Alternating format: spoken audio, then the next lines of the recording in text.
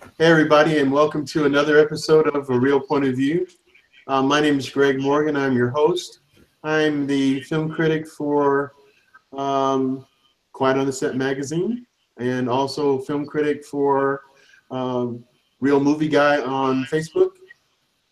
And I'm joined by my colleagues, Mr. Larry Gumkowski, which is the Must See Movie Critic on Facebook. And I have also the Movie Maiden, Ms. Karen D., who brings up the East Coast out of the great state of Maryland. Well, we are critics at large, and I'm a large critic.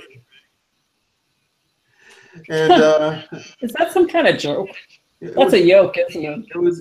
an attempt. Now, whether it worked or not, it remains to be seen. Oh, it totally worked. As people make comments, and hopefully they'll be kind.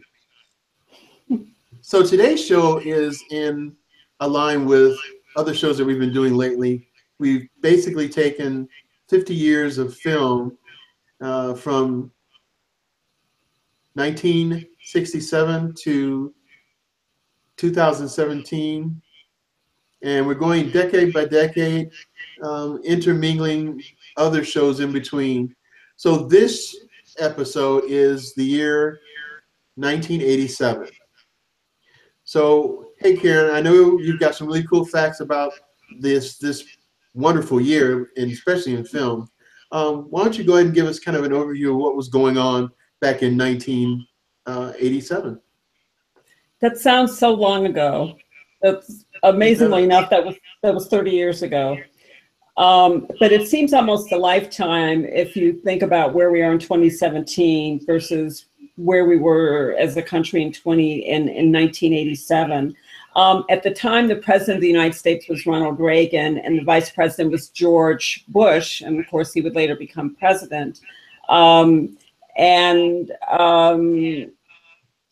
It's interesting because from a political standpoint, if you talk to Republicans or a lot of just historians, they will talk about Ronald Reagan being the great communicator and almost sort of the golden age of America when Ronald Reagan was president. But if you had touched base with Ronald Reagan in 1987, he probably would not have had that view of his presidency because the man spent a lot of time in trouble. 1987 was the year of the Iran-Contra scandal, for which Ronald Reagan finally had to accept responsibility. There was also, I had another fact that I wanted to bring up, and I lost it just that quickly. Here's something else. He nominated a man named Robert Bork to the US Supreme Court, and Robert Bork was not confirmed by the Senate, and he still remains the only nominee for the United States Supreme Court to be rejected by the Senate. And in fact, after Robert Bork was rejected, a very popular phrase in 1987 was, you've been borked, or so-and-so's been borked, or whatever. It's like, and that, his name became a verb, and it's probably like the initiation of that verbalization of nouns that is so popular today. It actually began like over 30 years ago. Thank you, Robert Bork. However, on the other hand, Ronald Reagan was able to initiate sort of, I guess what would be called a glasnost with Mikhail Gorbachev. So that was definitely an accomplishment. On the other hand, the economy really tanked. The stock market fell like amazingly, like the largest amount ever without the United States actually going into a depression. And I do remember that very specifically. That happened in October of 1987 because I was actually out of the country at the time in South America. And amazingly enough, I was in the country of Brazil, and the exchange rate between the United States dollar and the Brazilian cruzado actually improved. Like I could get more cruzados for my dollar after the stock market crashed. It was so bizarre. I remember reading about that in the papers. 1987 was the year when the United States was in the middle of a presidential election. and Jesse Jackson ran for president. Let's see, who else ran? Of course, it wasn't successful at all. There were a number of scandals, and I can't remember.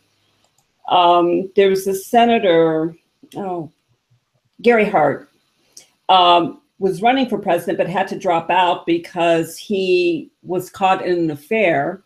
And he famously told reporters to follow him around when there was sort of rumors that he was having an affair. And he dared them to follow him around, and they did. And then as it turned out, he really was having an affair, so he had to drop out of the presidential race. There were a number of other sort of living large type people who were kind of knocked down off of their pedestals. The Bakers, Jim Baker, had to resign from his ministry because it was found out that he was having an affair with the secretary. And Jim Baker was part of the famous Jim and Tammy Faye Baker duo. So that was interesting. Big hair was really big in the 1980s, and some of the sex symbols from the 1980s were people like Heather Locklear, Kathy Ireland, Kelly LeBrock, Brooke Shields, Helen Slater, Cheryl Tiegs, people like that, and some famous quotes. "I'm going to Disney World" became very famous in 1987. Phil Simms said that after winning the Super Bowl, and then everybody was saying that. Greed, for lack of a better word, is good. And guess where that came from? The movie Wall Street, which was released in 1987. And Cher famously said to Nick Cage, "Snap out of it," in Moonstruck. The Time Magazine's Man of the Year was Mikhail Gorbachev. And besides Jim Baker's scandal, there was also, let me see, who else? And Gary Hart, Matthew Broderick. That was the year that Matthew Broderick killed 2 women in Ireland due to careless driving. And he got off with a $175 fine and absolutely no jail time. And of course, Iran-Contra continued to resonate throughout the year. So that's just some of what was going on. I will say also, just by way of closing, that 1987 just seemed to be an amazing year for movies. I didn't quite remember this, but there were so many good movies released that year, just amazing movies. And just a wealth of things to pick from as far as I was concerned for 1987. And that's the way it was. You had mentioned, Bork, and really quick, probably the biggest reason why they did not confirm him, the Senate didn't confirm him, was because of his part with Watergate. Right, probably. He was the guy who Nixon finally hired to go and fire all those people on that terrible day. What was it on? It was on a Saturday, where everyone was fired. Well, it was Bork. He hired to do that. And Bork just said, okay. Yeah, well, what else are you going to say when the president tells you to do something? Well, I'd rather not. Yep.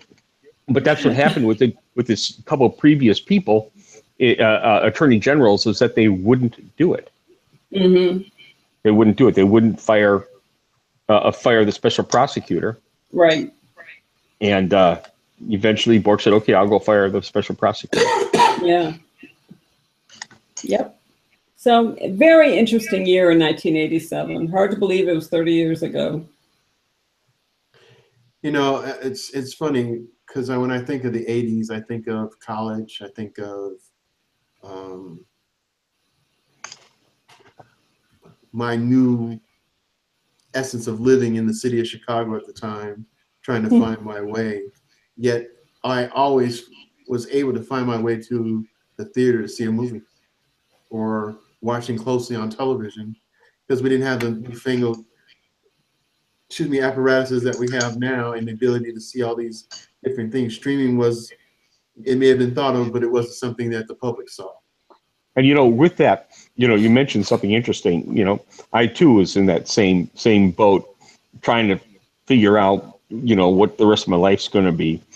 And my roommates and I didn't have air conditioning, so during the summer we would go early to the movie theater and stay there all day, watching movie after movie after movie, because it was air conditioned. That's right. That was another really good reason to go. And also, it wasn't overly expensive. So even if you didn't really have a job, or you were working part-time, or you were between jobs, you still had enough money to go to the theater and hang out. And that's what we did. I did that. We did that a lot on the south side of Chicago too.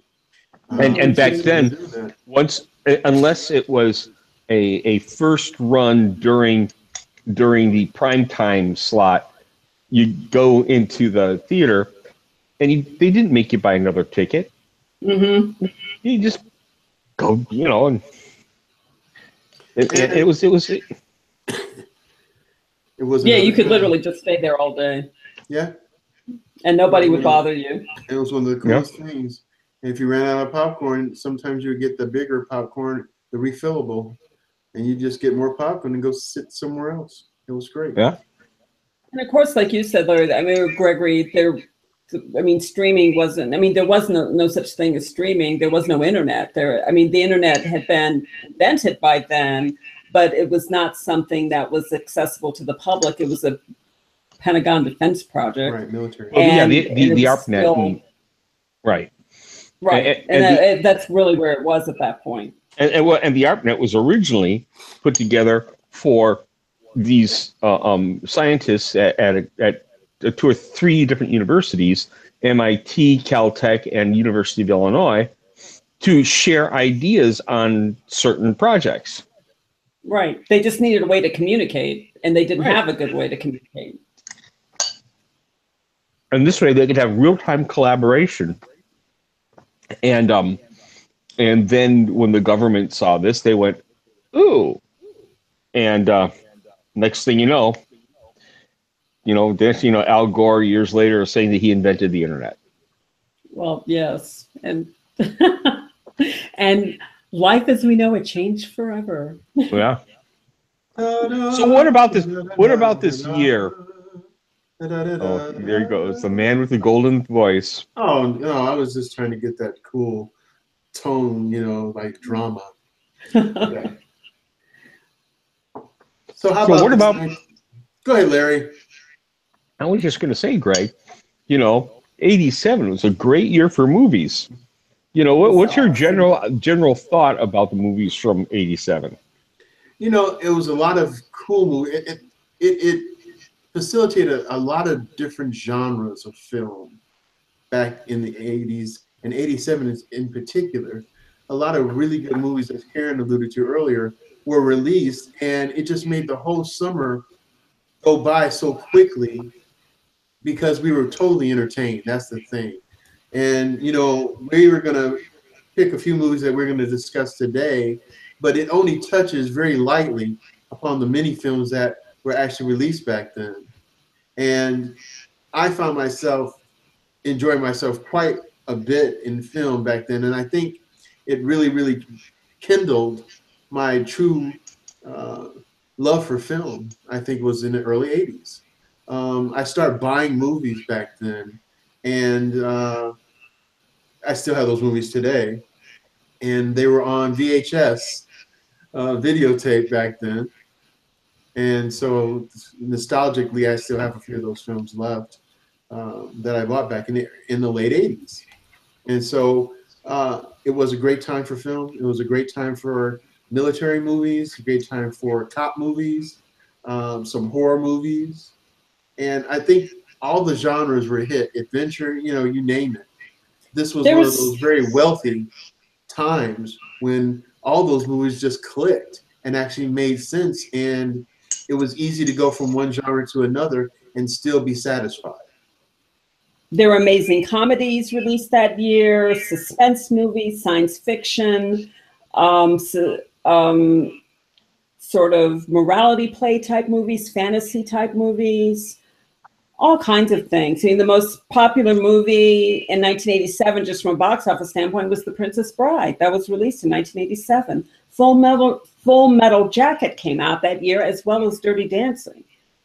I mean, can you think of 3 films that are more different than these? And they were all good films.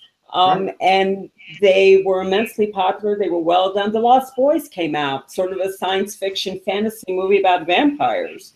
Spaceballs, another really wacky comedy. But then there was RoboCop, which was another fantasy comedy. Yeah, exactly. Well, Peter Weller did such a great job. I agree with you, Larry. Peter Weller actually did do a pretty good job. I actually liked RoboCop. It was a little hokey here and there, but as a standard movie, it wasn't bad. The remakes and the sequels after that, not so much. Well, it was in '87. It did well. It was a popular movie, but I don't think it was regarded as a good movie in 1987. It was kind of like a guilty pleasure almost kind of thing. Yeah. And I think it was only later. I think Peter Weller's performance was completely underrated in 1987. It was only later, particularly after the sequels came out and it became apparent how bad they were, that people also was like, wait a minute, Peter Weller actually really did a good job in that movie. And I think that's another movie that truly got Peter Weller on the map. He did a good job. It was again, like you said, Karen, it wasn't a great movie. It wasn't a bad movie. But I think, as you stated, once those sequels came out, we thought, the first movie was really pretty good.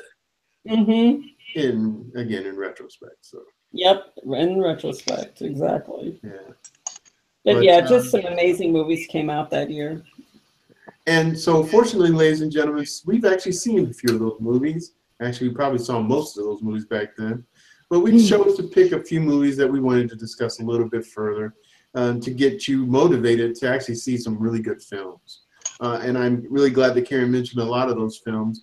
I think one of our critics who's hopefully will join us later, we hope, Princess Bride was one of his favorite movies.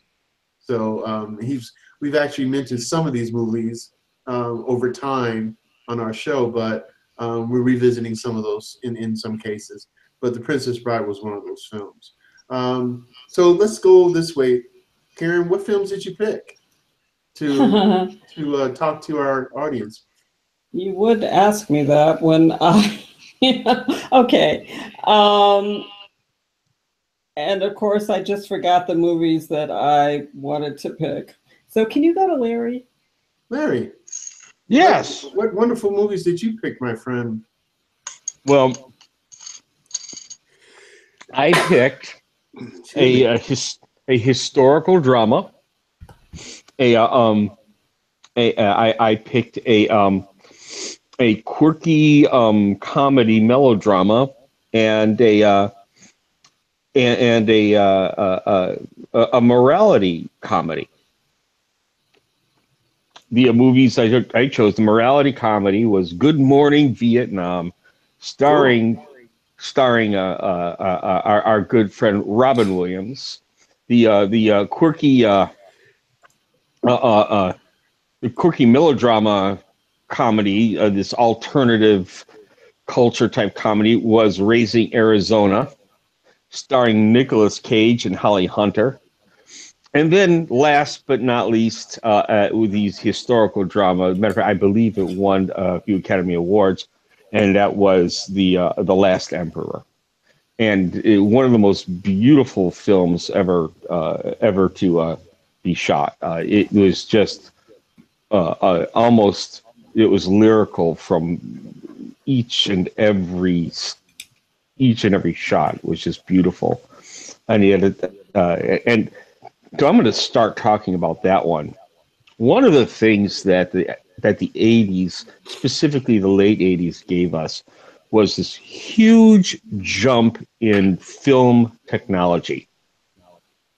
Because of movies like Star Wars that came out 10 years before this now. a lot of advances had been made in CGI. And what's CGI, Larry?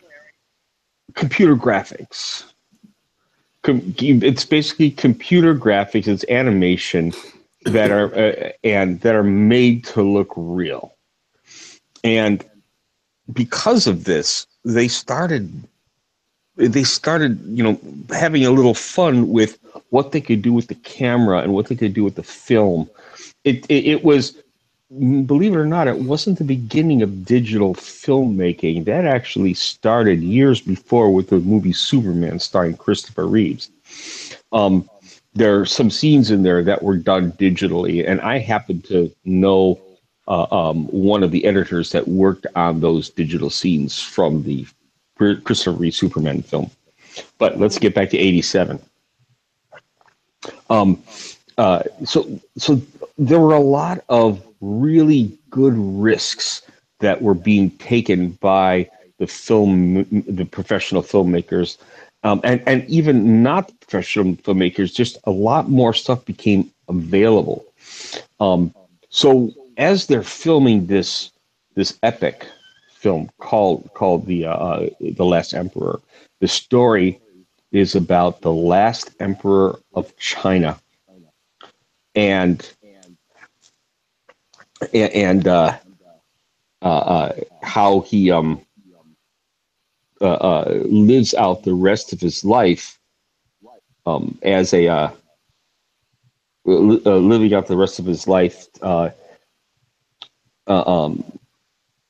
at the beginning of the Red Army and Mao Zedong. It's amazing. It's a fascinating story. It is a very fascinating story, and this whole concept of this lyrical thing is that Pu Yi, the last emperor, is almost always at peace.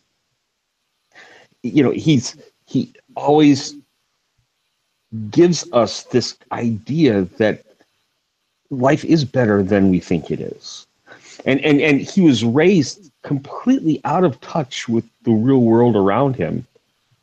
And yet at the same point, at the very end of the film, we see a little surprise at the end that says the grace is still there.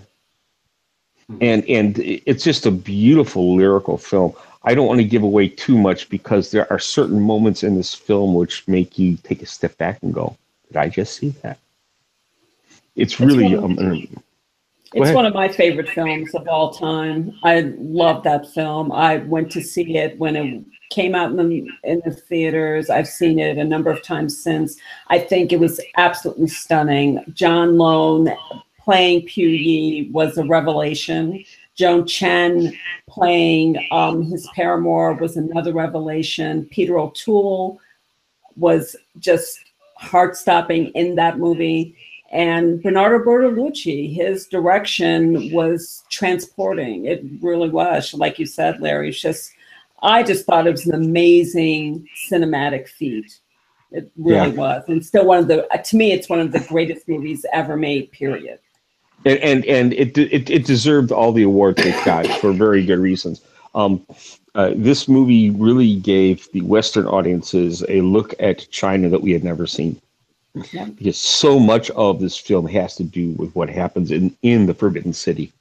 Which is something, Americans never focused on. I'm pretty sure that when that movie came out, a lot of Americans didn't even know there was a Forbidden City at one point in China. That's right. So, and this was something that China shielded from Western eyes because they didn't want it out there. Right. So, yeah, it was just so intriguing, just an amazing story. And this man who is caught in between two worlds, this almost fantastical world of the Forbidden City and a 20th century, which has so much in the way of major changes. And he's a human being at the end of the day that's trying to deal with this. And at the same time, he's trying to be emperor in a country that doesn't want emperors. What's interesting then is, as he is removed from this and given his number, his citizen number, it's interesting how we're not quite sure if he's refusing to be a citizen with the number, or his caretakers refuse to believe that he really is just a citizen. Right. And the filmmakers play on this a little bit with us. Make no mistake, Wu is treated very harshly at times, and at times he's treated with great reverence. At times he brings the harsh treatment on himself too. I mean, it wasn't like he was a perfect angel. He was fallible. No, he was, and at the end, we are better for it by seeing this movie. The story really elevates us and asks us to take a higher road. Yes. And I think that when you walk out of the theater, I walk out of the theater, I felt like I was asked to take a higher road. And that was one of the things that Wu Yi learns, is that it doesn't matter if he's emperor or not. He can always choose a higher road. He can always be a better person. And that's just a beautiful lesson, especially in the very, very hard, very, very hard existence of China at the beginning of the Red Army. Yes. Then the next film that I chose is totally the opposite of this one in many standards, and it's called Raising Arizona, starring Nicolas Cage and Holly Hunter. Here, Nicolas Cage is a criminal, and as he's going to prison, he meets one of the prison guards, Holly Hunter, and when he eventually gets out, he and she get together and decide to have a baby, but he can't have a baby. Who makes decisions like that? So they decide to steal one.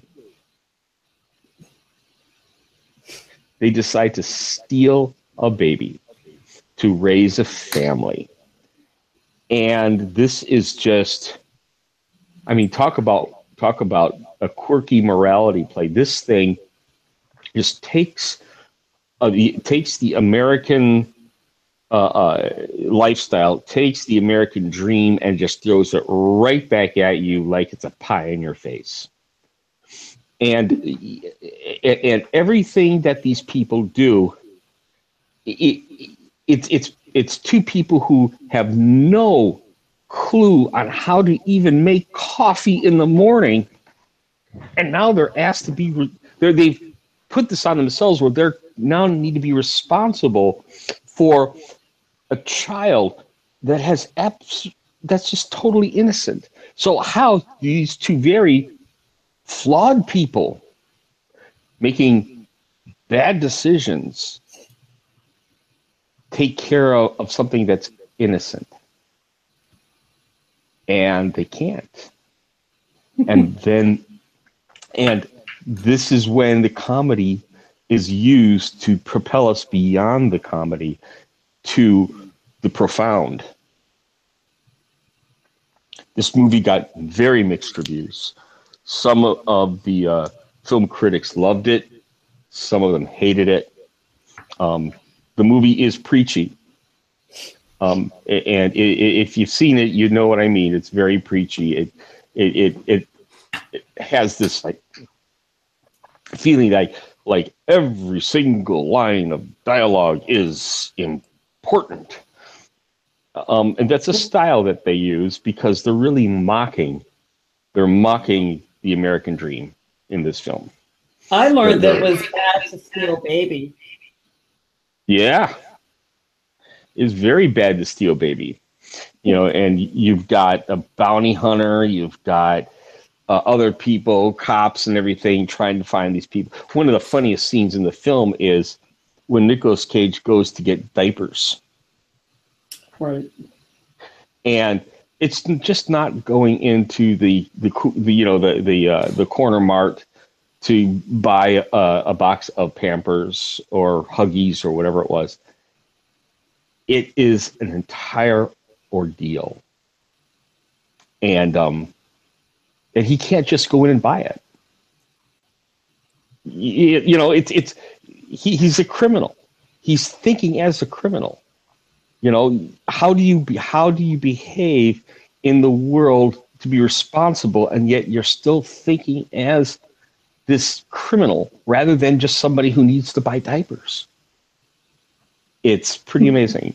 I highly recommend seeing this film. If you haven't, you've got to take a look at it. Parts of it are very slow. Parts of it are hard to watch because they're filmed in a quirky way, but it's worth seeing. The last film I chose is one of my personal favorites because it stars Robin Williams and has one of the greatest soundtracks in movies.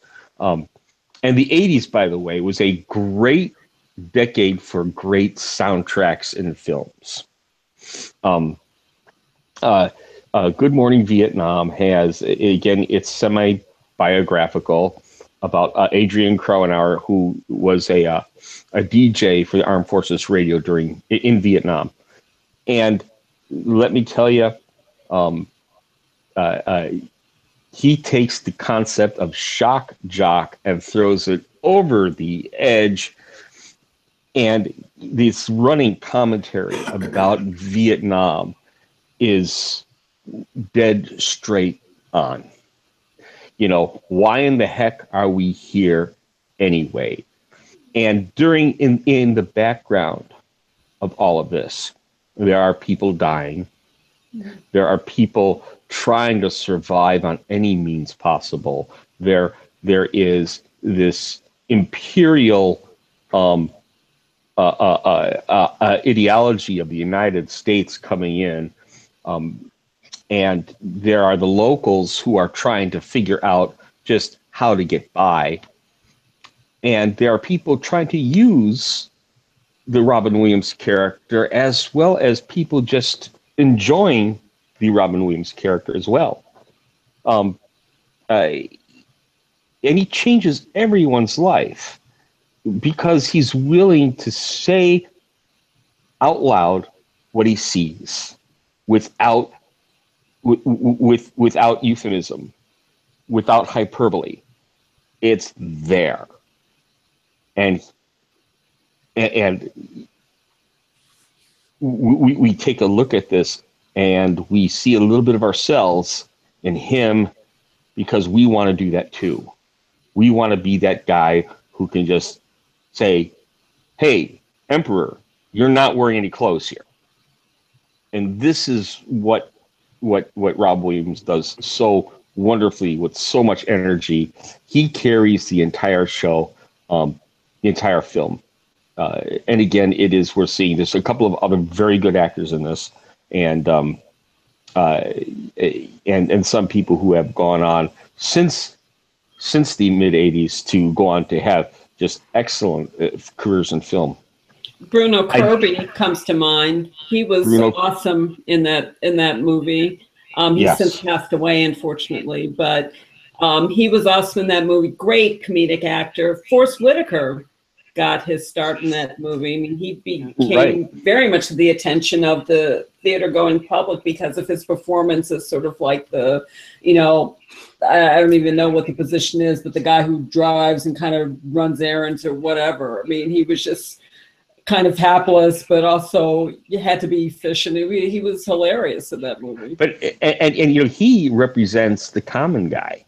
Mm-hmm. He's the guy stuck in the middle, and when the Forrest Whitaker character makes the decisions that he does, we're satisfied as the audience. We're going, yes, that's right. It really works pretty well. I do have a quick honorable mention, and I know that this is a no-no, but the quick honorable mention is also 1987. It's Arnold Schwarzenegger, The Running Man. And The Running Man, again, is a sci-fi film about a guy who was a cop, but gosh darn it, he did something that that was questionable, and the media run by the advertising companies decide we can make a lot of money off of this guy, and so they throw him in this game show called The Running Man, which of course the whole idea is to run through this maze of death and try to survive to the other end. It's a good film. It's fun. My favorite part of the film is at the very end of all the credits. And why is that, Larry?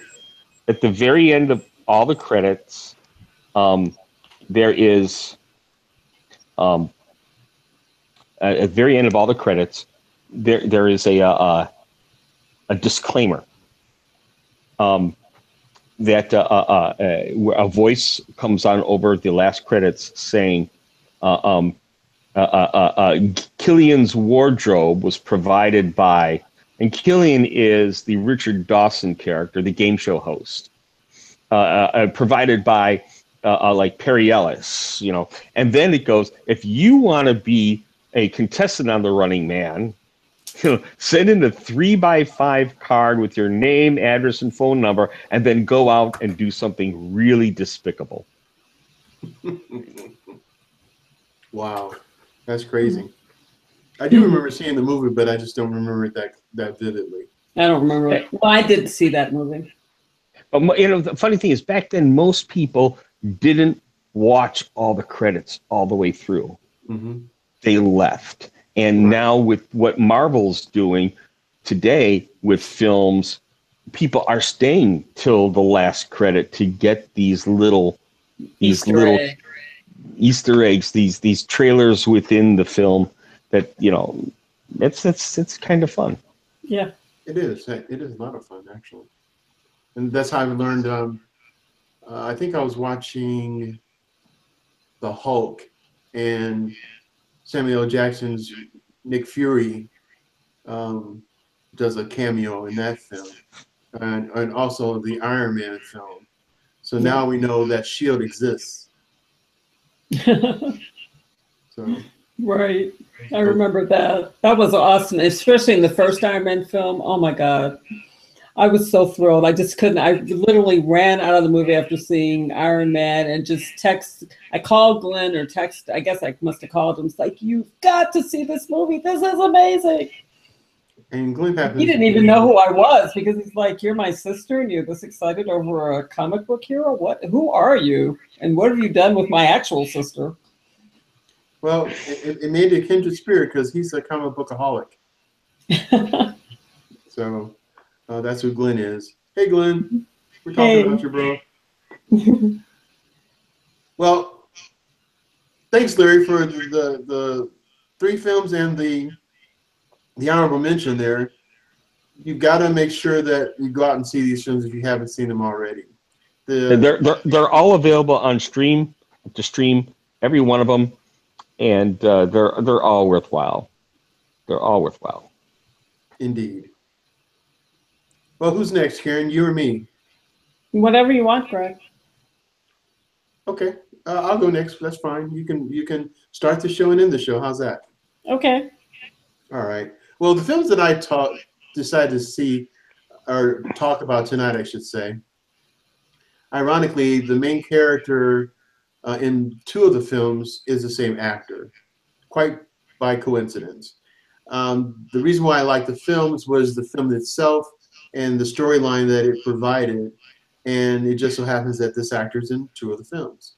So the first film I want to talk about, all 3 of us are from Chicago originally, even though we don't all live in Chicago currently. We're from Chicago originally.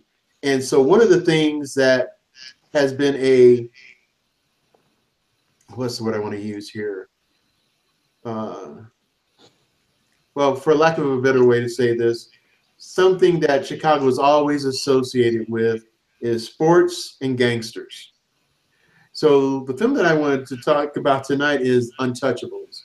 And this talks about basically the FBI agent against the main criminal in Chicago at the time. And this is back in the 30s, 20s, late 20s and in the 30s.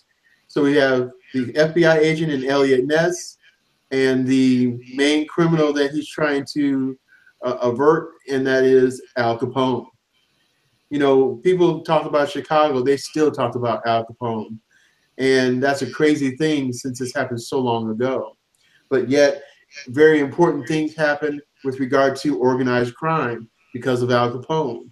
And a few weeks ago, we even just talked about one of the films that is an Al Capone essence in the St. Valentine's Day Massacre, which was orchestrated by Al Capone. So in this film, The Untouchables is a young FBI agent is trying to do what he can with regard to, or he's assigned to deal with prohibition during this time. So ironically, at this time, liquor was off limits. It was against the law. And so sadly, many people lost their lives trying to bootleg liquor. And one of the major bootleggers in the city of Chicago was Al Capone. So here's Elliot Ness. He's got this job. It's a big job, and he's got to figure out what to do. So this film talks about what he does and how he helps the FBI snag Al Capone. Now, I won't give you everything that goes on in the film, but this is a really good film. This is a biopic, and I pick a lot of biopics because I just like the essence of history and legend combined. And this is definitely that movie. It puts Al Capone in that legendary status, even though he's a criminal. And he was, what's the word I'm looking for? Held up on a high pedestal, even though he was a criminal. And it's kind of crazy how people are drawn toward that type of character. And then we have, in this particular film, Kevin Costner playing Elliot Ness. But what was one of the best parts of the movie to me was the depiction of Al Capone and how Robert De Niro, who is the star Al Capone in the movie, did what he could to aesthetically transform himself to look so much like the real Al Capone that it's almost uncanny. It is uncanny. So in this film, it's the struggle between the FBI, Elliot Ness, and the Chicago mob boss, Al Capone, and the vivid essence of how the scenes were captured. I think it's a really good storyline. But my favorite character in this whole thing is Sean Connery. Oh yeah, I agree. Sean Connery and Elliot Ness meet, and Sean Connery tries to get Elliot Ness to understand that the ways that he's going about trying to deal with prohibition and deal with these gangsters is truly a novice way and too much by the book.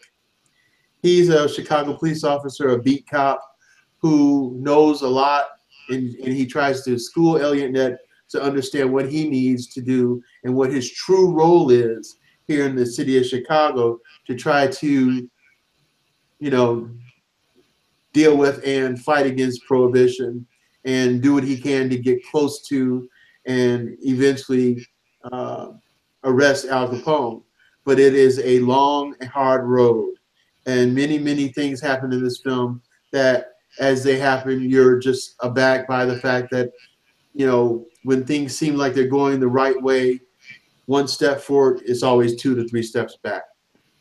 So and I love how the dialogue in the film, you know, in that first lesson that the beat cop gives Elliot Ness is, are you going home?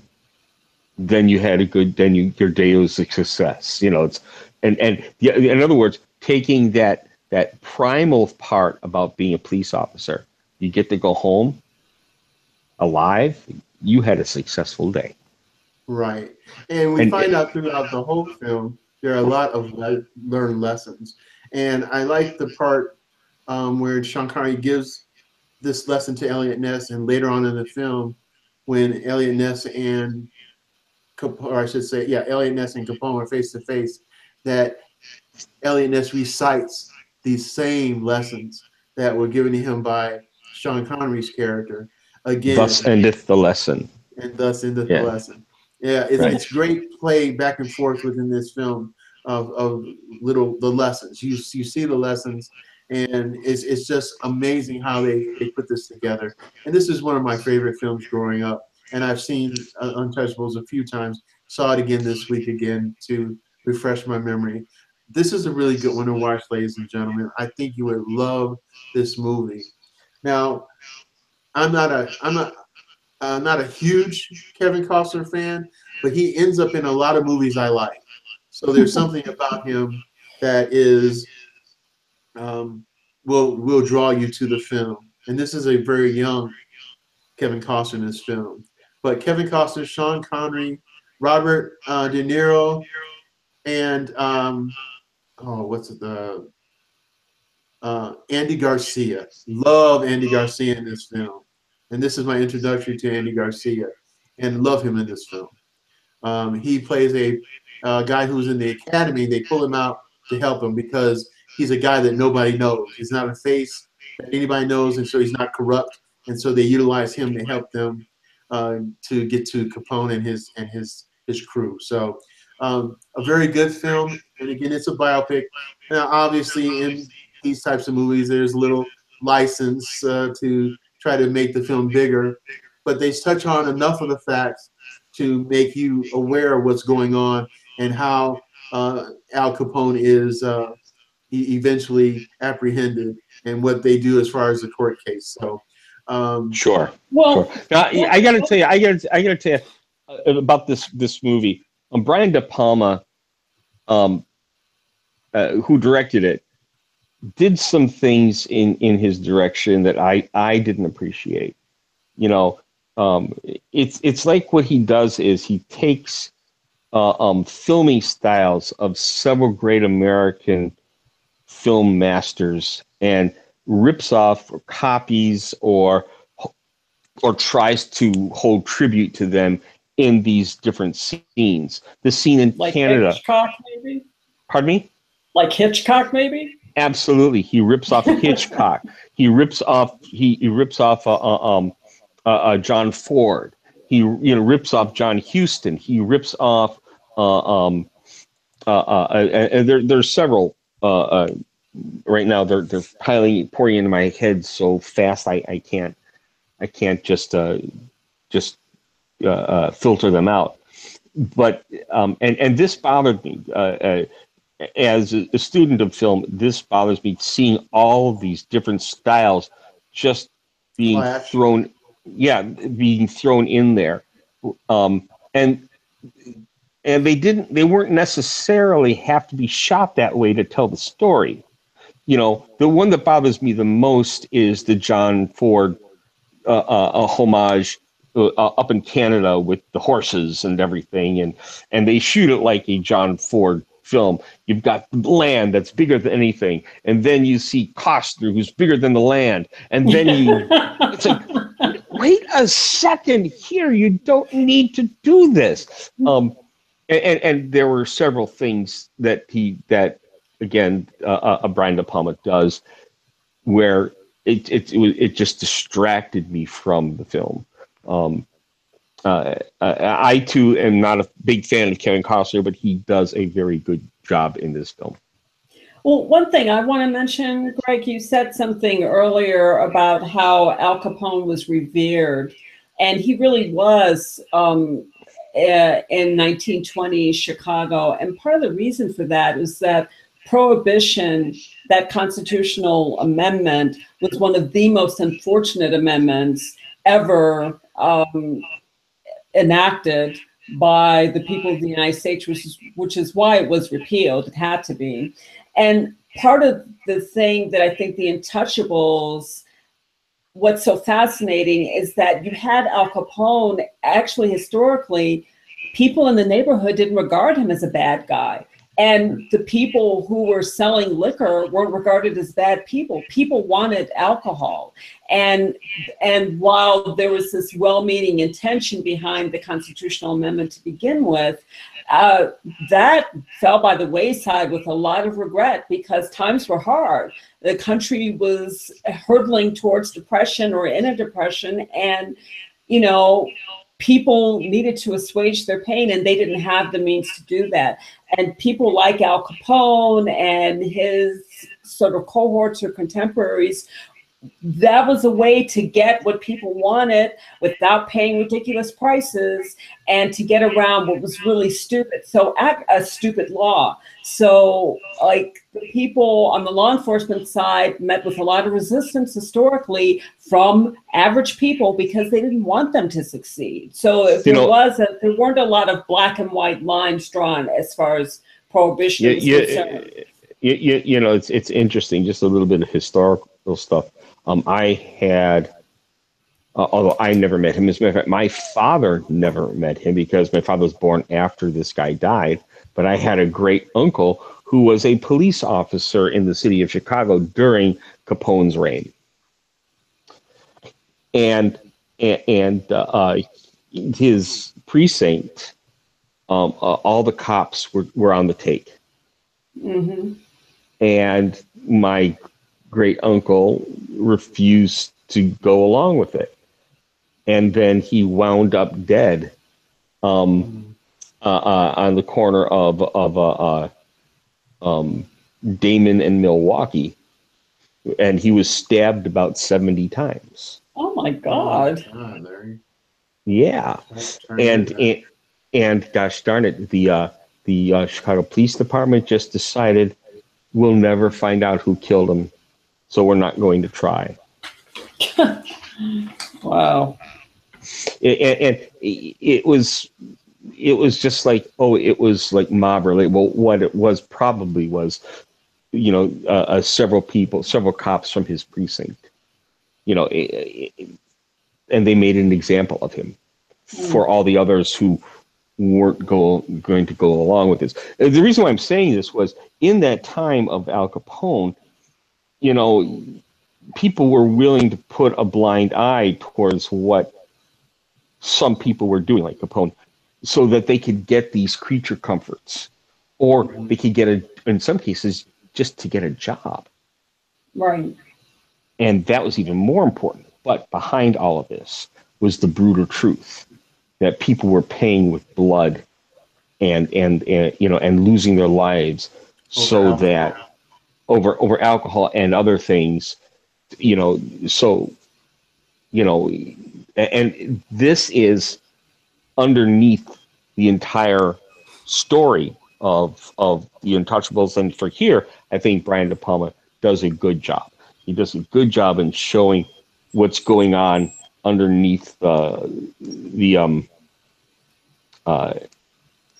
underneath the surface by showing the corruption, showing the people who are getting hurt, showing the innocent people getting hurt, time and time and time again, just so that you and your neighbor could have, some creature comforts, at the end of the workday. Right. It was, and for that, I think Brian De Palma did a good job. Cool. Well, I've got 2 more movies to go here, and I'll try to get them out quickly. The next movie I have stars, I don't know, Kevin Costner. Woohoo! So tell me again why you're not a fan of Kevin Costner. Here's the thing. I think Kevin Costner is For somebody who's not a fan of Kevin Costner, you're acting like a fan of Kevin Costner. I know, and even if you look at our history in our show, ladies and gentlemen, I mentioned Kevin Costner quite a bit. But it's not just for the sake of Kevin Costner, but the movies themselves are actually pretty decent, and he just happens to be a decent actor in it. And so this is no different. Now, the storyline of this movie is pretty cool because we have corruption, we have a witch hunt, and we have murder. So the next movie that came out in 1987 that I picked was No Way Out. It stars Kevin Costner, Gene Hackman, and Sean Young as the primary characters in the film. But there's another actor in here that I really, really liked, and that's Will Patton. Oh, I love Will Patton. Yeah. I had such a crush on him after this movie came out. Yeah, Will Patton in this movie is somewhat of a scapegoat and a unwilling participant in the sense of, or I should say, not unwilling, but Yeah, I wouldn't his say devotion overclouds his reality, which makes him a participant in the craziness of this film. So Kevin Costner is a Navy attaché who's in Washington, and he's basically in international naval intelligence, and he sees this girl who at some party, and he thinks she's attractive and all that, but ironically, she is the mistress of a political, and that's played by Gene Hackman. Cabinet secretary. Say again? He was the cabinet secretary, I believe. Okay. And so with that being said, you've got two men wooing the same woman in this film. Never a good combination. And it gets to the point where the politico loses his temper and someone perishes because of it.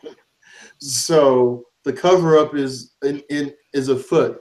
But because of Kevin Costner wanting to find out more what happened to his love interest, it causes a ripple effect. And so now they find out that they're trying to find out what's going on in this film, and now there's a witch hunt of someone who might be a spy or a traitor, and this is perpetuated with this love triangle, and with Will Patton trying to be a fixer. It's this crazy mirage montage, anything you can come up Taj for this film with all this action going on. But the primary thing is now Kevin Costner is trying to figure out what his place is in this film, his character, what he needs to do. And the witch hunt seems to now start to focus on him. And what's interesting, though, is that he's been charged to find the object of the witch hunt. I was going to say that. Yes. What you just said. And so, yeah. And Greg, I think one of the brilliant things about this film is that there are so many twists in this film, and some are expected and some aren't. Yeah. And they're all enjoyable. Every twist is enjoyable. And yeah. I remember going to the movies to see this movie and sitting on the edge of my seat, just totally caught up in it. And that's the whole thing about this film. It will put you on the edge of your seat. If you don't enjoy this film, then I don't know what's going on. Because again, as my colleagues mentioned, there's twists and turns throughout the whole film, early in the film, and it doesn't let up until the end of the film. And when things are finally revealed for all people involved. Mm-hmm. And throughout this film, how you find that the associate to the Politico is also an associate of our military guy, and that just adds to the craziness of this film. I think Will Patton was great in this film. That's where I was introduced to him, and I've been a fan ever since. Me too. And for those of you who don't know who Will Patton is more directly, he plays the coach whose high school coach whose team is disrupted by the people in town trying to segregate, or I should say, integrate two schools, a black school and a white school, in the movie. I always say this name of this movie wrong all the time. Return of the Titans. Yeah. Will Patton and isn't it Remember the Titans? It's Remember the Titans. Thank you. As I alluded to, I always say it wrong. Remember the Titans, and Will Patton and Denzel Washington are the stars of the film. Right. So yeah, Will Patton was awesome in this movie. And awesome. but one wait of the a things minute, I like. Guess who else was in this movie? Iman had a small role as the friend of Sean Young, and she, it was really fun to see her in this movie. And George Zunza had a supporting role as an analyst in the Pentagon who is kind of suspicious, and he's supposed to like help, you know, find the mole, but he's not sure where to look, and you know, he's like definitely in between a rock and a hard place in this movie, and I thought he did a fine job in this movie. He did, and you know, to me, you know, his character is a lot like in Hamlet, Rosencrantz and Guildenstern. It's like, you know, from the moment he's on screen, he's going to die. And I'm not worried about saying that because it doesn't really destroy any of the film. He's just, it's just going to happen. It's a part of nature. Like in Rosencrantz and Guildenstern, right when they're in the play in Hamlet, you know they're going to eventually die. Well, I didn't know that, but thanks. Well, no problem. I'm here to serve. But also, too, the quirky thing about this again is he's also a very good friend of Kevin Costner's character.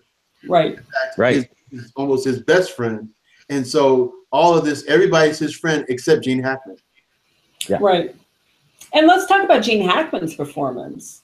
I mean, you really can't, I mean, to me, you can't take your eyes off of him because you just, I mean, you see, here he is, this pillar of the community, right? I mean, he's supposedly a pillar of the community. He's a well-placed, highly ranking federal official whose job it is to enforce the federal laws of the country. That's one of his jobs for whatever.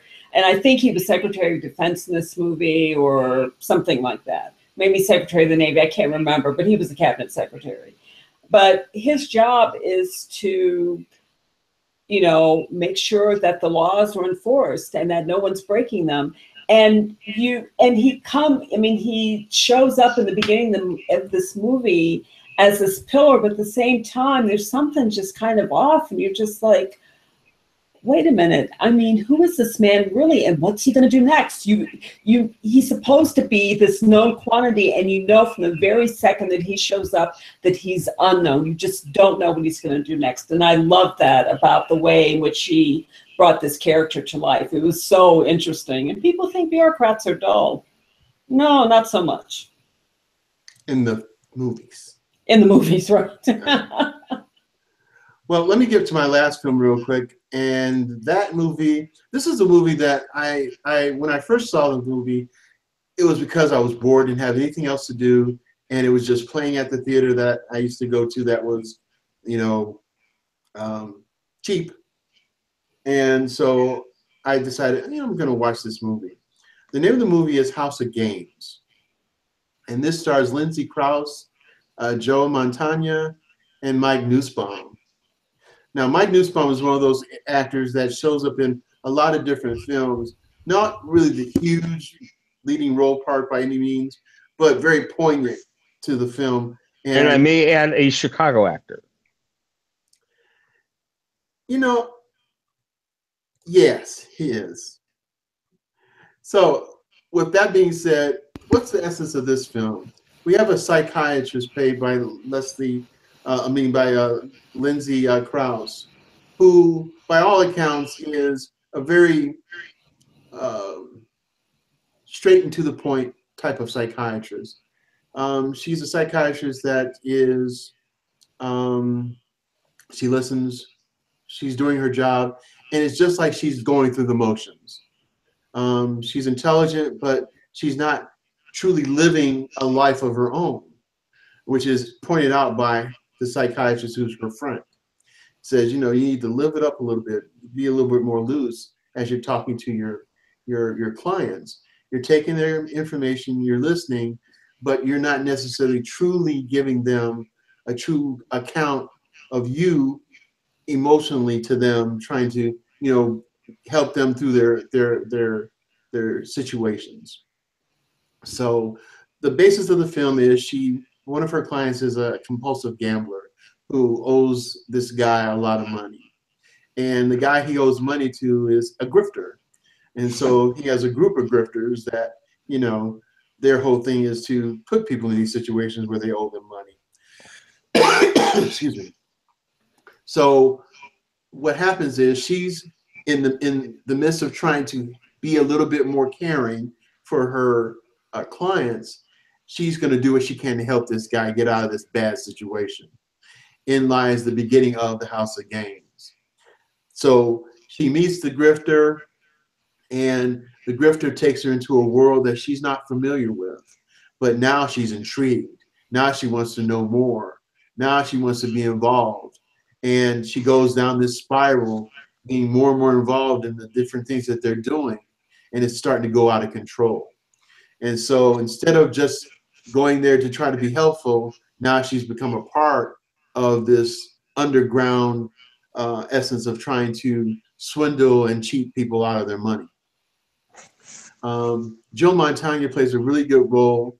He's very convincing in the sense that he's found a way to make her follow what he says, almost his every move, in trying to be a part of this situation. He brings her in because she wants to know more. She's decided, hey, I'm a psychiatrist, I'm going to write a book about this. Let's do this. Let's get into all this, not realizing that she's going down a horrible path and she might not be able to get out. So the whole essence of the film is her trying to deal with this, trying not to succumb to it so much that she loses her soul. This is a really cool movie. It was, again, a movie I saw, the first time I saw it, it was happenstance. And I fell in love with the movie then, and even revisiting the film, I saw why I really liked it.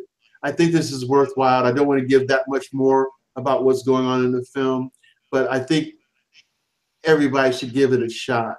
And if you're a fan of Joe Mantegna, this is where I started to become a fan of his.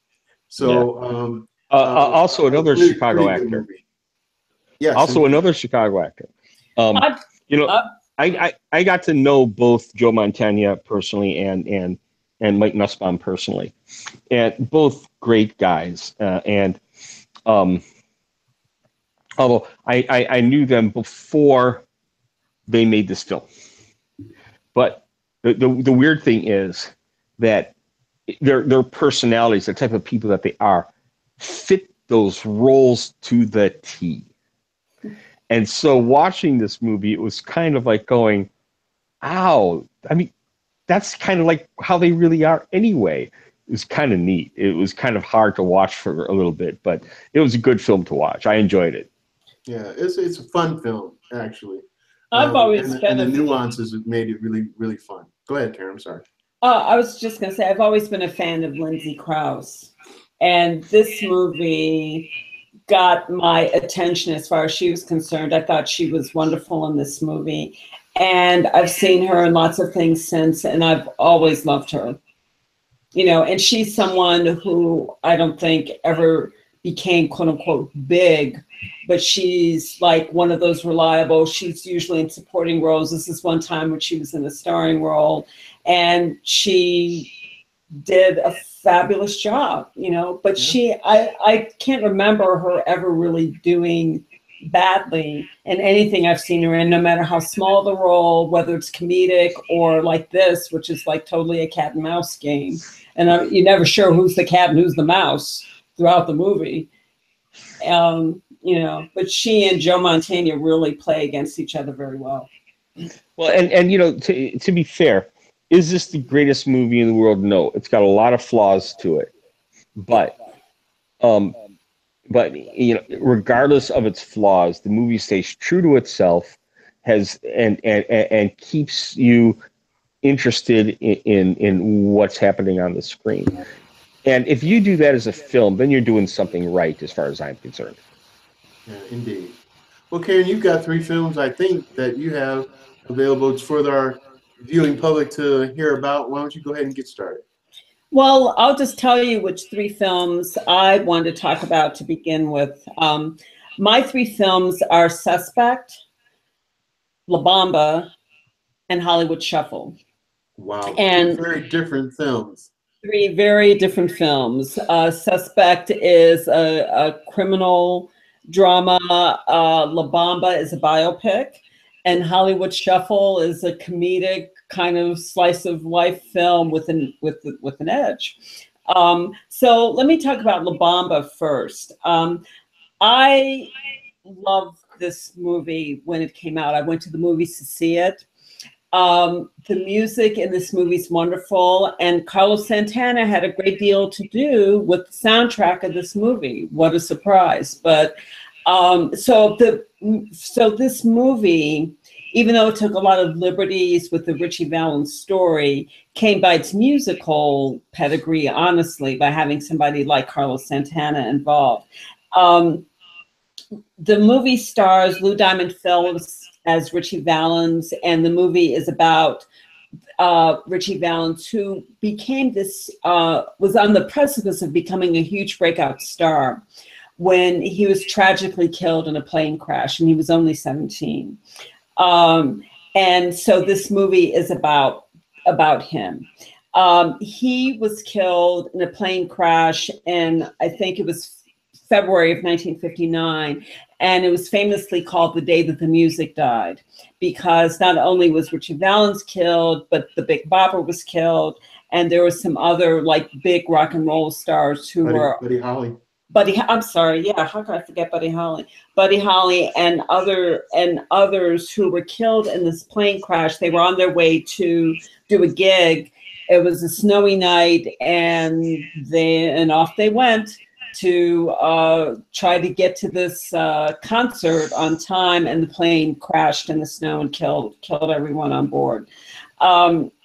So you have Lou Diamond Phillips playing Ritchie Valens. Then you have Esai Morales, who played it's kind of like half brother, Bob Morales. Rosanna De Soto played the mother, even though she wasn't even a year older than either Lou Diamond Phillips or Esai Morales when this was filmed, but she played their mother, go figure. Elizabeth Pena played a girlfriend of Ritchie Valens, and then Danielle von Zernick played Donna Ludwig, who was the girl that Ritchie Valens really had a crush on, and who he famously wrote the song Donna about. Joe Pantoliano is also in this movie, and there are just a number of Marshall Crenshaw. Howard Huntsberry plays Jackie Wilson. So some really good people in this movie. Why I loved this movie when it came out so much. I'd never heard of Ritchie Valens before I went to see La Bamba. And I remember the promos for this movie, and it was the music that really got me. It was just rock and roll music, and I really liked rock and roll music, but I didn't remember hearing that specifically. So I wanted to find out more. So I went to the movies to see La Bamba, and I'd never heard of Lou Diamond Phillips. Went to see the movie, fell in love with Lou Diamond Phillips, but I really fell in love with the music. And I remember going to get a cassette tape because they had cassette tapes in 1987.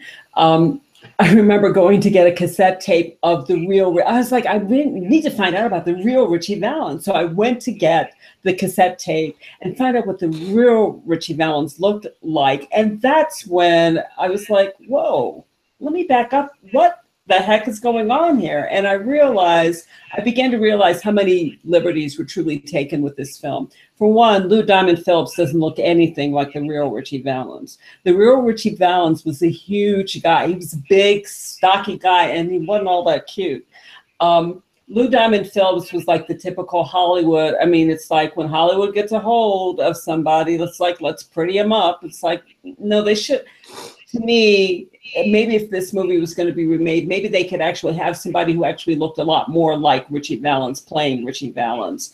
I don't know. But anyway, I'm sure that there were a lot of liberties taken with with the relationship between he and his half-brother and the Donna angle and the other girlfriends and all this other stuff. But the spirit of the movie, I think, does remain true to what Ritchie Valens represented. I mean, here is a guy, he came from nothing. I mean, poor, growing up in California, but he, was really talented with music, and he wanted to write songs. And even though there was a lot going on in his life that would keep him from writing songs, he insisted on doing that. And he was really talented.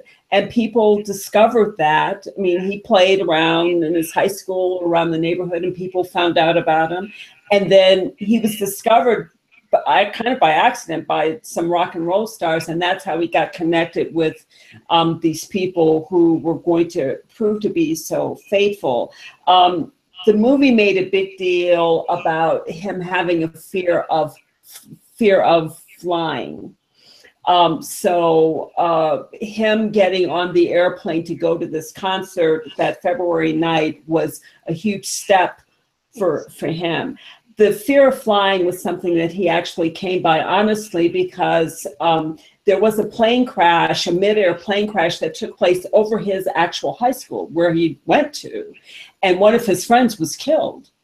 And that fear of flying came from that. But there was so much pressure to get to this gig, and he probably felt like he couldn't refuse because he was like the low man on the totem pole. He was the kid, and these huge people, Buddy Holly, Big Bopper, they were getting on the plane. He had to get on the plane too. And, you know, people were drawing stars, whatever. Anyway, it was a tragic story, but the movie just, I thought, really did a good job of bringing some of his music, making some of his music more known, and just sort of profiling somebody, Hispanic American, in days when they weren't getting a lot of cinematic airtime. It's certainly not this, you know, where they were the focus of the story. So really interesting, and I really liked the movie.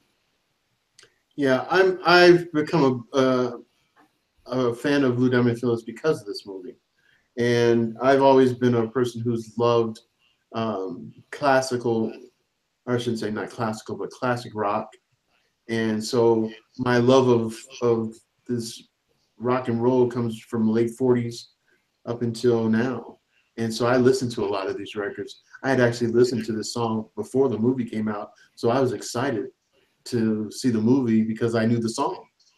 Mm-hmm. And it was playing such a major role in the production of the film. So, you know, I love to sing, and I always have since I was a child. And so I was singing this song way before the movie came out. So when the movie came out, I was pretty excited.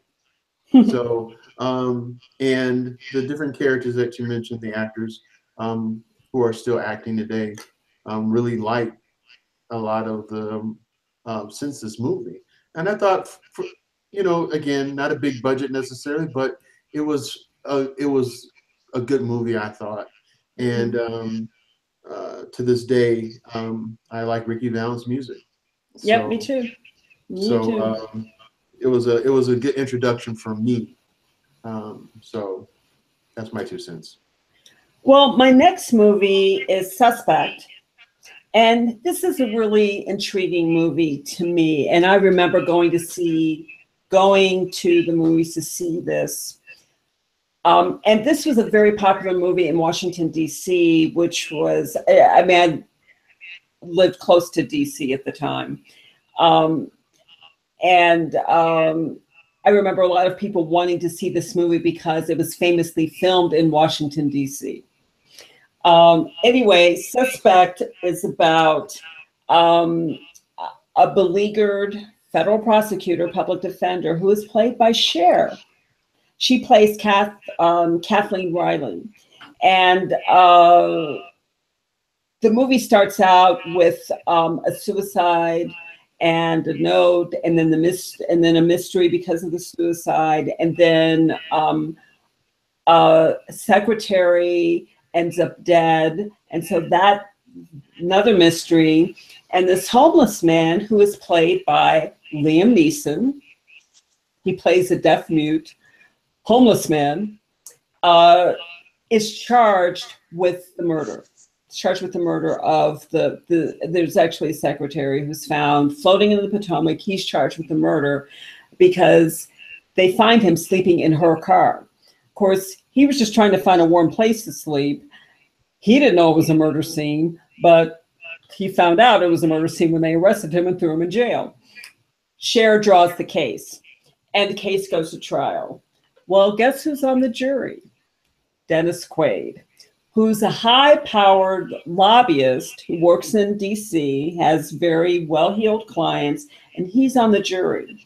And somehow this just doesn't smell right. Liam Neeson being charged, he can barely assist in his defense, but somehow Cher finds a way to communicate with him, and she's really committed to trying to help him because she really believes that he's innocent.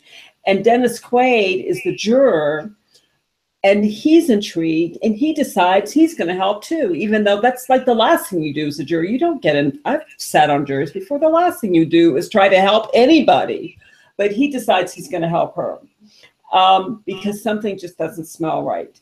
Other people in the movie, in this movie, Joe Mantegna again. He plays the prosecutor in this case. John Mahoney plays the judge who presides over the case. Philip Bosco's in this movie. Paul D'Amato. I mean, a number of really, really good people. But Liam Neeson, to me, was a revelation. This is the first time that I remember Liam Neeson being in a movie, and he was just amazing. For one, he's very tall, and he just came across as very sort of hulking and just sort of menacing, when that's not how he was at all. He came across that way because he couldn't communicate effectively. So what looked menacing at first blush was his frustration at wanting to be able to tell you what was really going on and not being able to do that. Right. So very nuanced performance by Liam Neeson, I thought, just wonderful. And Cher was terrific. She was terrific as the public defender who connects with him against all odds, kind of. And Dennis Quaid was just like reliably slick and kind of sleazy, except that he wasn't totally sleazy, but maybe he was. Whose side is he really on, kind of thing going on. And then you have John Mahoney as the judge, who's like very much law and order and very much, you know, we're going to make sure that we do this stuff by the book.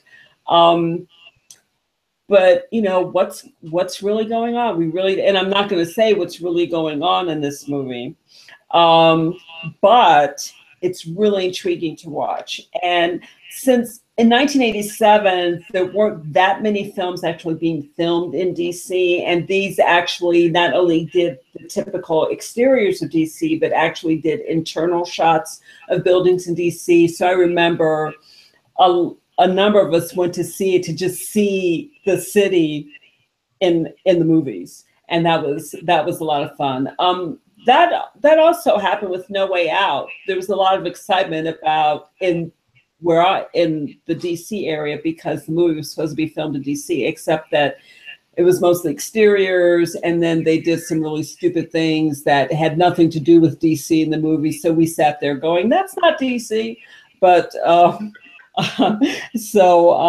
Anyway, Suspect is another movie that'll just keep you guessing until the very end. You don't know who to believe, you know, except for Cher. I mean, it's very evident from the beginning that she's earnest, she's sincere, but everybody else, you don't know if you're dealing with mixed motives or not. So very, very interesting and really, really well acted, very suspenseful, and a lot of fun to watch, I thought. Yeah, you know, I enjoy this movie a lot too. I think I've seen it about 3 times.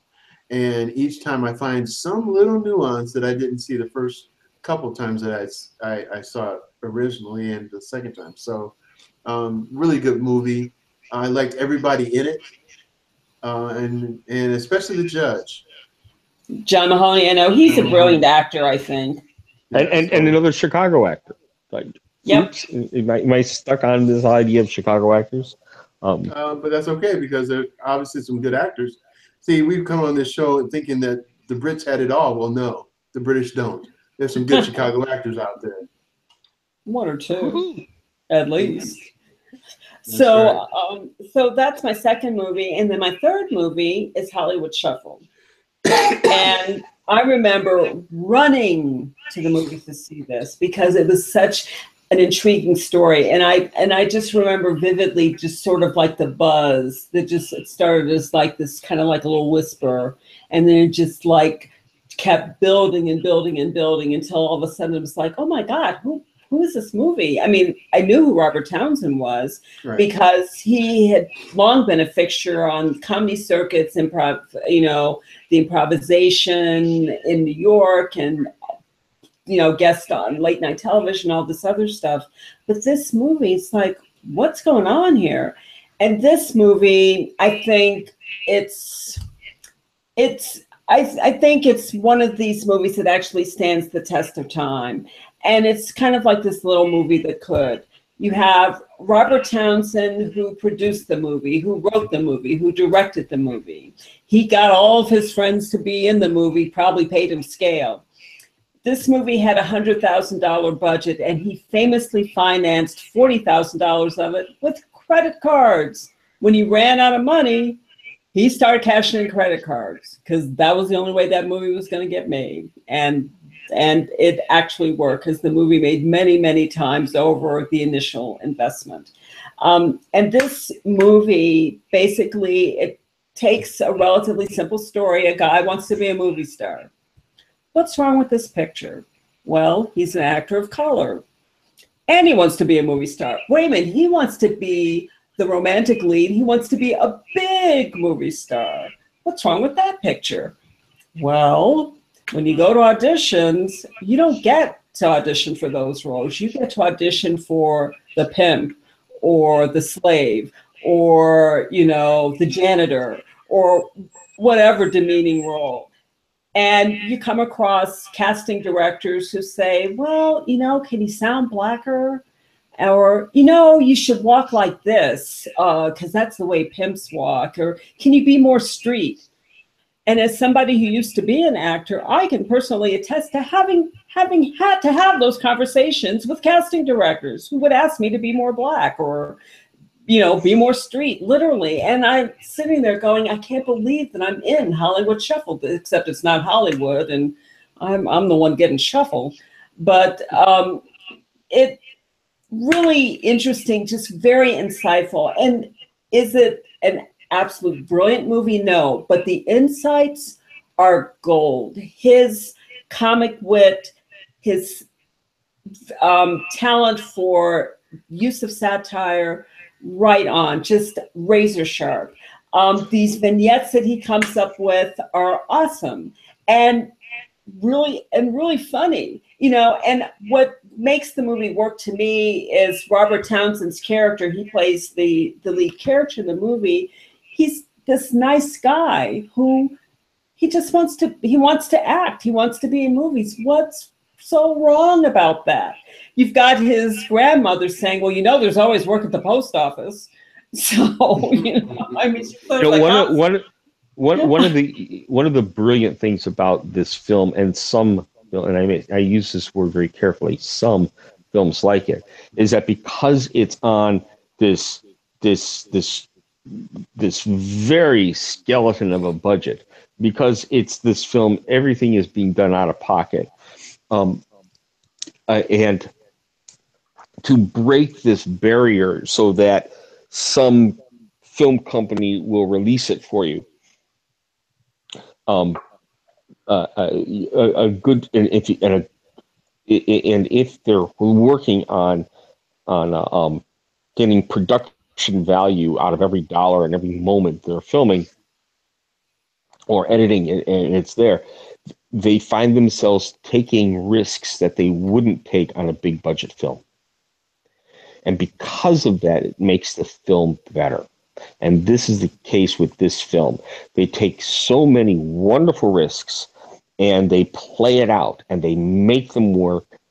And because of that, this film is so much better. This film, in my opinion, couldn't be made with a big Hollywood budget because they wouldn't be taking those risks then. Yeah, because they'd be playing with other people's money, and you just don't do that with other people's money. I give Townsend a big applause for sticking to what he wanted to do and making the film his way, because I'll tell you something, it worked. He got, I mean, I think he got a lot of support from his friends too. I mean, Dom Herrera actually helped write the movie, and he played a writer in the movie. Keenen Ivory Wayans also helped write the movie. And he really did get like, you know, a lot of his friends to work with him on this movie. This movie made a star, or at least got an acting career for Anne Marie Johnson. She played his girlfriend in the movie. And then she later was like the wife of Howard Rollins on In the Heat of the Night on that television series. Kim Wayans was in this movie. Just all kinds of really interesting people that weren't known to the typical movie-going audience at the time, but who'd been working in the industry for years and dealing with all of these issues. I mean, this, and I think the other thing that was just really cool is that the things that Robert Townsend skewers in this movie, you know, he comes by it honestly. It's not like this stuff didn't happen. It happened all the time. It's just that people didn't talk about it. And he said what I think actors of color had been wanting to say for decades, frankly. So it was John, I want to say, was it John Witherspoon? I love the Winky Dinky Dog segments, because that was where I think it is John Witherspoon. The comedian? Yes. Yes, that was where Bobby Taylor, who's the character that Robert Townsend played, he would go there and work part-time. And of course, everybody, Winky Dinky Dog, would be like, why are you trying to be an actor? You know, you need to focus on your actual job, which is slinging those dogs at Winky Dinky Dog, instead of trying to do this other stuff. You're taking time away from a job that actually pays you money. So Paul Mooney was hilarious in this movie. And he had a small role, but he played the president of the NAACP. He was hilarious. Just really good people. And it's a lot of fun. And I wish I could say that there is nothing that rings true in this movie 30 years later, but it still rings true, unfortunately. People still have these issues. Actors of color still have the issues that are brought up, which is why this movie still rings true 30 years later. Very cool. It's also very funny. And yeah, it is really funny. I like Robert Townsend. One of my favorite Robert Townsend movies is The Five Heartbeats.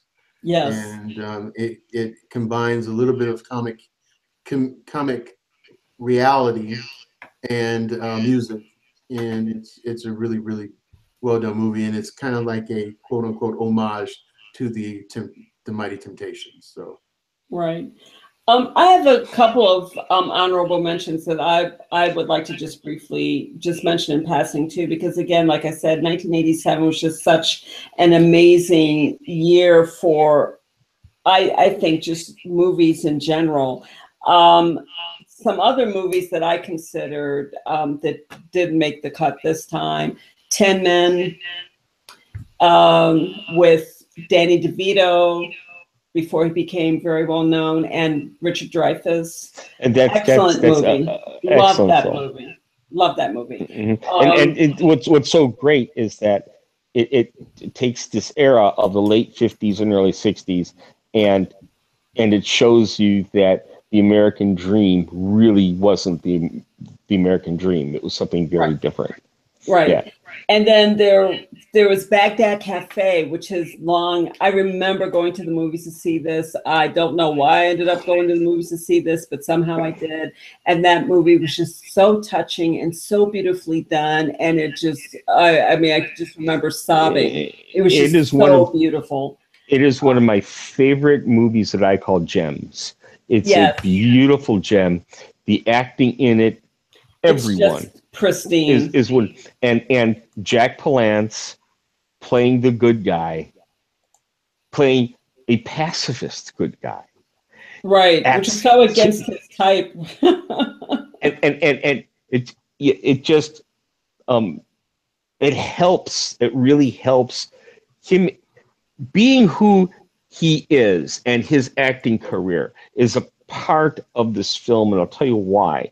Because it's because of his ability to act as this artist, to be this artist, rather than this hard-nosed guy, allows for us, helps us as the audience to see the Baghdad Cafe as someplace that's maybe magical. Yes, right, exactly. And it works. And this is a great date movie. This is a fantastic date movie. Yeah, it really is. It really is. So I really like that movie, and another movie other movies. Wall Street came out in 1987. One of my all-time favorite movies, Lethal Weapon.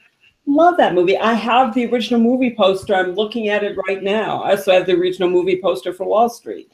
So again, two of my favorite movies. And Morris, which was one of the early Merchant and Ivory collaborations, came out in 1987. Art house film, filmed entirely in Britain, about a young man who basically realizes he's gay in early 1900s Britain. Brilliant film, beautifully acted, just amazing. Dragnet came out this year too, the same year. And I'll tell Moonstruck. you, well, Moonstruck, I love. Dragnet, I thought was a flop. Yeah. Well, I didn't say it was great. I'm just saying it came out. Yeah, there were a few flops that came out that year, There and were a few flops. I was going to mention Dragnet as being one of them. It was all about the actors, and it had nothing.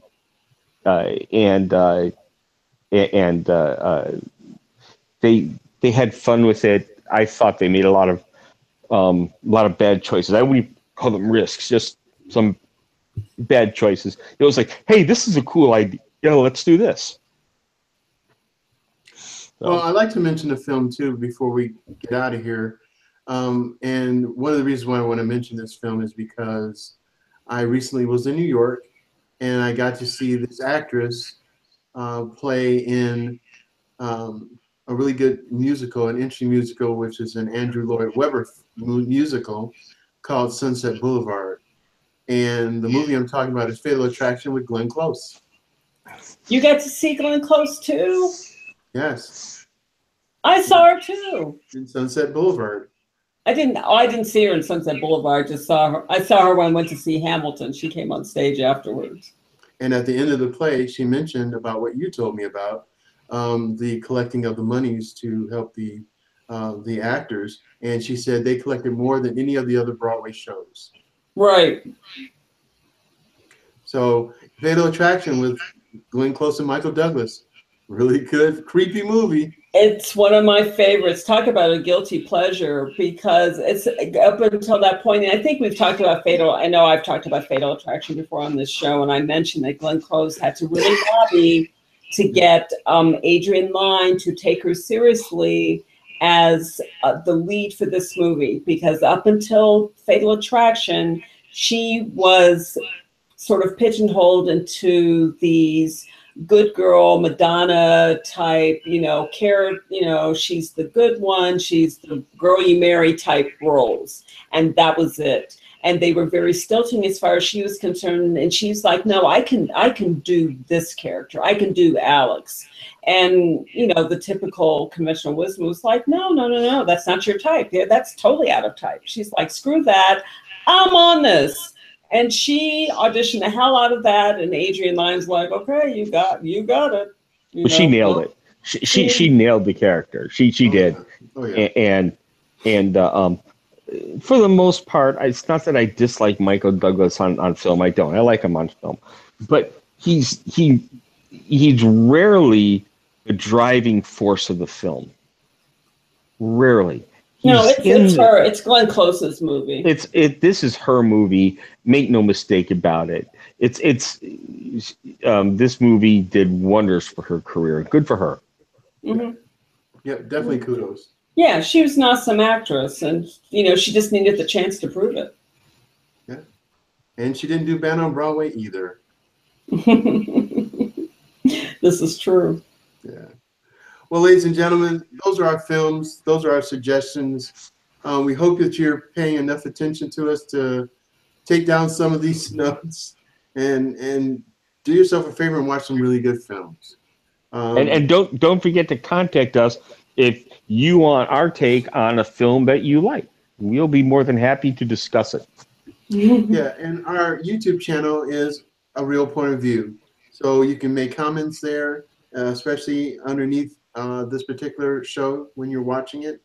And you can go to our fan page, leave notes there on Facebook under Real Point of View, and also under the real movie guy, and also on Twitter. So, you know, you can find us in different places, even some archive material on Blog Talk Radio under A Real Point of View. But our more recent information and videos are on YouTube under A Real Point of View. So, yep, by all means, comments, questions, concerns, and movie suggestions even. And as Larry said, something that you want us to look at that we can review on the broadcast, and we'll mention you also on the broadcast that this was your idea. Well, that's an irresistible proposition. I don't know how people could avoid wanting to leave suggestions with that. Me either. And the smile. I'm just agog with anticipation. And the smile. Yeah. Okay, I remember the last 10 times you said a smile. Yes. And the smile. And a smile. Well, ladies and gentlemen, as you can tell, I am personally getting a little punchy. And I want to thank you for, hey. And thank you for coming to listen and view and watch us here on A Real Point of View. So I hope you have a wonderful night and a great weekend. And again, check us out. And we'll be back again next week with some more interesting thoughts about film. Have a good night, everybody. Night. Night.